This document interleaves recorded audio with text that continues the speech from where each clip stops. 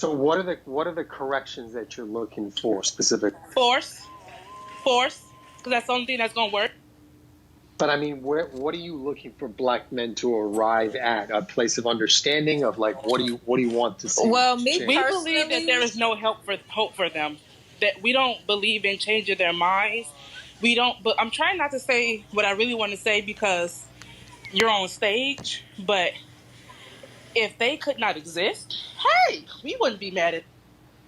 All right, welcome back to another video of Overreacting. No book of, I go by the name of Eli. As always, we got Jew with us. What it do, it's your boy Jew, and we out here overreacting for you. More content, more clips. Make sure you like and subscribe. Get that Patreon. You know what I'm saying? Get the merch, Dailyrapupcrew.co. If not, you know what I'm saying? You know how to rhyme. Gotta fill in the blanks. You know what I mean? Cat in the hat bars, you heard? Yo, anyway, we got a special guest with us.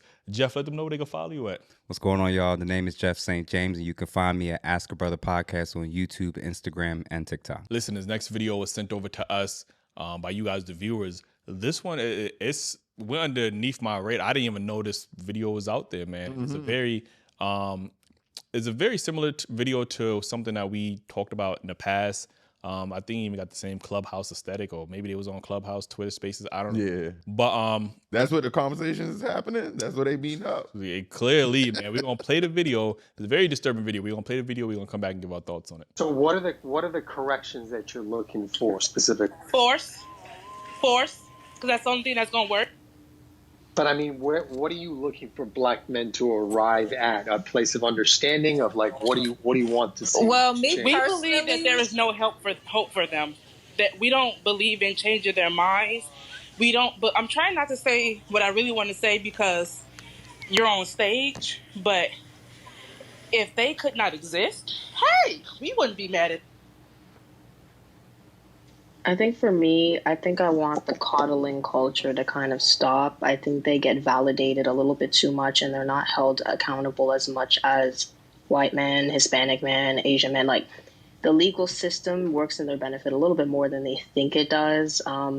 They're seen as the ultimate, like most oppressed. And I think that coddling culture needs to stop and they need to be held accountable for their actions. Because we live in white male patriarchy, white men set what's socially acceptable. So with you all setting what's socially acceptable, the degenerate behavior. Jew, what's your thoughts on this? Honestly, before, we started doing pod, I don't think I've heard women speak like this about like black men, and I know there's been like domestic relationships where men and women beat each other, and primarily men are noticed for it. You know what I mean? But this hatred of, they would say what, self-delete or abortions or other, criminal aspects of, hurting each other. But I, still to this day, I haven't heard a man and I hear black men frequently say how much we need black women, how much we love black women. But on the other end, I just keep hearing black women say things like these women. And they're so comfortable saying it. And then they try to flip it on us with manipulation tactics or whatever the case may be. And I just don't see the same hatred coming from men. Imagine if you heard, if you did see some, send it to us. Let us react to that and let us hold that man accountable. But while we're watching this, let's hold these women accountable for saying what the fuck they're saying. You have black sons, you have black brothers, you have a black father 9 times out of 10. You know what I'm saying? So where's this? And I think it's all built on trauma that they get from their mama or another woman, because a lot of women don't experience this hate, these things that the next woman hate a black man for. And I just want to know, where does it really stem from? You know what I'm saying? I truly don't understand. Like, I be trying to like, oh, this is the reason. This is the reason. But the more I hear it, I really don't know. And I'm not saying that there's not some, bad black men out there.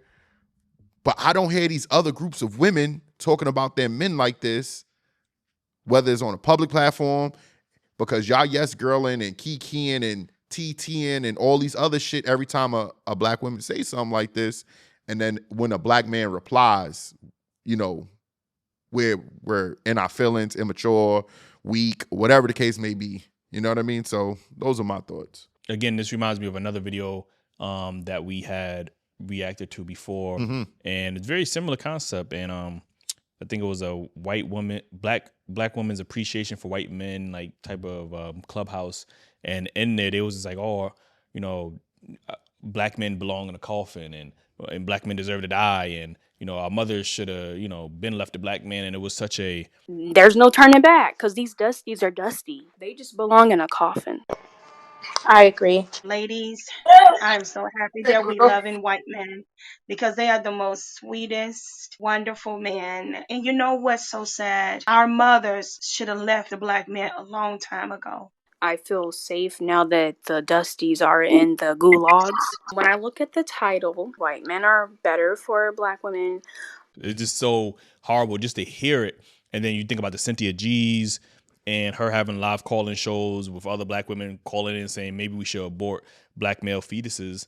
And the only reason I support aborting a black child when it comes to it being male is because when I look at the black community and the problems in it, it's associated with males and male pathology. When you talk about violence, it's associated with the males. When you talk about the, women being forced upon, it's the males. When you talk about drugs, it's the males. When you talk about the fatherless children, it's the males.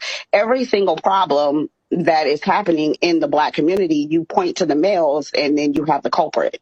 So for me, I think that not selectively breeding is very irresponsible when you are the only one who has control over who gets to earth. Your womb, it carries the person to earth. So if you're the only one with that power, regardless of whatever he wants. Like you said, I haven't heard on the opposite end black men saying anything as harmful or as hateful as the type of rhetoric I'm hearing from black women. And this could all just be the CIA, you know what I mean? Just manipulating with us and stuff like that. Because these are people hiding behind a profile. You thinking they biased? I don't put it past, you know what I mean? Yeah. Like I don't put it past them. You know, this could just be another, like you talk about COINTELPRO and stuff like that. This could just be another version of that. Like, you know, trying to manufacture these gender wars to keep us separated, to keep us from coming together and then separate us even further. Like, you know what I mean? So I wouldn't be surprised if a lot of this stuff is fabricated. But still, when I do hear this stuff, you know, I do want to bring awareness to it because these conversations are happening, whether it's organic or manufactured. And again, I'm not seeing that same, you know, hatred. And again, if y'all find those clips, like Drew said, send it to us because I'm, you know, a woman has sent me a video of a man being very critical of black women. And she was like, oh, see, black men hate.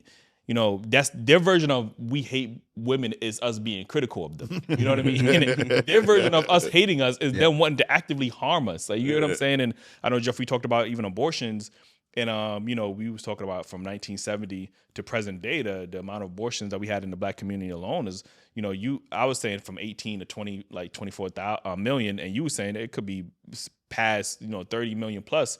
And when you think about that number, that's literally a genocide of black children, fetuses being unborn. Like, you know what I mean? We talk about the Holocaust, slavery, things that we associate as a very inhumane act. And we don't even realize, like, there's a whole genocide in our own backyard that we just dismiss. And now we even to the point where we're trying to vote to keep those type of, we're trying to vote to keep genocide within our community. Like, you know what I'm saying? That's the whole purpose of us wanting to vote for abortion laws. And it's like, why are we voting for abortion laws when we could just get to the root cause, you know what I mean, of the issue instead of going to the most extreme? And you're not even, you know, women, from what I've been, the studies that I have read, like, abortion isn't being used as a medical procedure, like, you know what I'm saying? Or, you know, you got, you know, raped by whatever the case is. This is just because you wanted to be sexually liberated. You wasn't responsible. And now this is your get out of jail card for not being responsible. Like, you know what I'm saying? So we can't, listen, I could just go on a whole like monologue about that. But it was very disheartening to hear this conversation. Jeff, what's your thoughts? When Tommy Sotomayor was on my show last week, he had made a comment that I think a lot of people in a couple channels got a little upset and angry with him about how many black women were being used as tools and right-hand mans of white supremacy. And between the bullet bag comments, the gender-based abortions if you're having a male child, this isn't going to make sense to people unless you look at it through the lens as this. There are white, liberal, extreme feminists that are anti-black and are racist, that are female supremacists, that our black women see as allies and vote just alike. So until we come to grips with that these women exist, they are not little, and sometimes the attitude and the disrespect and the vitriol and the hatred, there's a spectrum. You got it where it's just talking back. You got it to they don't respect your authority, till you have these extreme cases and examples where they say, I can't wait for them to be the next George Floyd. We ain't protesting this time. Regardless of where they are on the spectrum, they're getting their marching orders from white, liberal women that are female supremacists and are misandrous, and they hate black men and men, period. So just to clarify, if you are a black man, and as I've said earlier, and I will always continue to say, those statements aren't coming out of a vacuum. This ideology isn't coming out of a vacuum. There are people that are women that our women are listening to that's causing and creating much of the divide that we're talking about. And they're supporting them, they're working together, they're looking out for each other, and then when it comes to politics, they vote in alignment. So when you are a black man, still in 2025, thinking that the women who think this way and whose minds are captured you are on the same team with them, you are not. You are not. And you should know it every time something comes up that involves a man or a woman. What's the women that vote that way? Who do they side with? Who's always the victim? Who's innocent until proven guilty? Is it we got to wait to the evidence, or is it believe all women? Which by default means disbelieve all men. You have to wake up to that reality. I don't know how many ways I gotta say it to people. It's not that the Republicans and conservatives are so amazing. What I'm suggesting is that type of stuff, that type of vicious, nasty attitude towards black men specifically, we can no longer say that this is only happening amongst white people and on the far right. There are black women who vote and follow every slogan, every trend, every talking point, and it's anti-family, anti-men, anti-boys, and anti-black boys in the womb. When you get that and realize that, a lot of the prescriptions that men are making in this space, and the reason why we're raising the alarms right now, is because if you don't listen to us now as ladies and separate yourself from the women that act this way and talk this way, you're going to be left to end up being like all the women that's giving all this feedback and advice to everybody else, but doesn't even have the outcomes they want relationally. You're going to be older. You're still going to be on your own. And my recommendation to everybody else is invest in pet food. Invest in drug companies that make antidepressants and antipsychotics, because these women are going to be supporting those businesses very much so. That's another thing I do want to touch on real quick. There's this, every time I go online, women specifically want to talk about the male loneliness epidemic. Like, they're the only ones ever talking about this. And it brought me to an article about women's depression and, how modern women today have higher levels of depression on antidepressant pills more than any other women in any previous generations. And I'm like, why isn't there more coverage about that? You know what I mean? They want to paint this false narrative that women are so happy and they're happy without men. But then you look at the statistics and you see that most women in modern society is depressed, stress levels is high, on antidepressant pills. But they want to fixate on male loneliness epidemic. Men are lonely. Men are, like, they the only ones ever talking about. I don't hear no other men talking about they lonely. Like, it's the women trying to convince other men that they are lonely, and they want to keep having these conversations while avoiding the conversation about them being depressed. Like, what's your thoughts on that topic? Like, you know. Well, Scott Galloway, he's doing a pretty decent job of trying to bring attention to the male loneliness epidemic, how boys and men are struggling in society. But even when he tries to do it in the presence of women, they end up doing a lot of what you kind of discussed. They minimize it. They shame the men. They operate from a philosophical viewpoint of, if you see women as the prize and your life's not working out, your conclusions are going to be that if I'm anxious, if I'm depressed, if life isn't going the way that I thought it should have been by now, it has to be because of the men. That's their foundational philosophical conclusion. That's how they operate. That's how they move. That's why they don't apologize. That's why they struggle with taking accountability, because they've been conditioned to think that everything that happens in life that's good is because of me and women, and everything that's bad that happens is because of a man or the men that's in my life. When you understand that, that's why you can have horrible mothers, but you don't describe them as deadbeat mothers. And that's why you have narratives. The feminization of culture has shaped every single area, and you start learning this from the moment you come out the womb as a boy and a man. One of your earliest lessons of how to view this is when it came to hitting as a kid. Who don't you hit as a boy? A girl.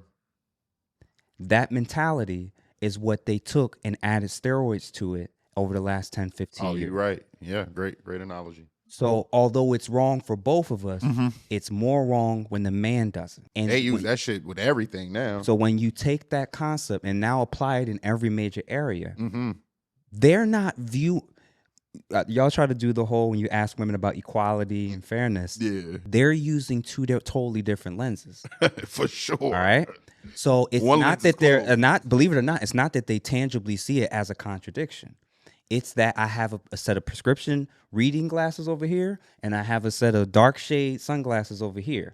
When a woman's done it, this is how I view it. And when a man's done it, this is how I view it. That's why when Halle Berry has to pay all this money, when Mary J. Blige has to pay all this money, when there's discussions about Cardi being Offset and the potential for her to have to pay all this, it's disgusting. That's wrong. Why would you have to pay for another adult? Every talking point we made. He's not a real man if he accepts alimony. Like, it's because they have totally different standards.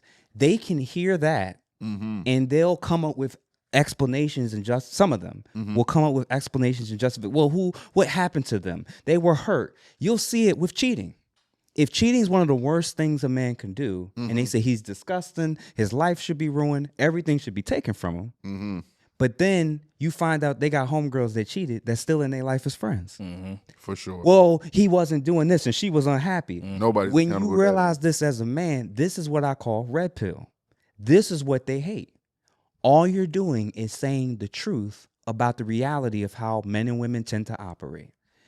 If she's too far to the left in her mentality, she will always elevate the female in a scenario that involves a man.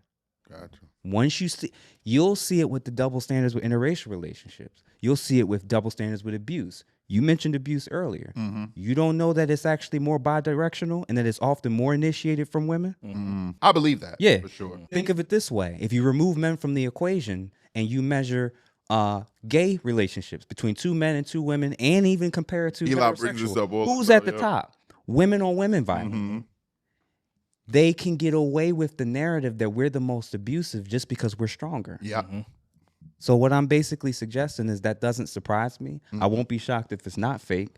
And we've seen too many other instances for us to even doubt whether or not it is fake. The reality is there is a contingent of women that's growing, not just in the black community, but especially in the black community.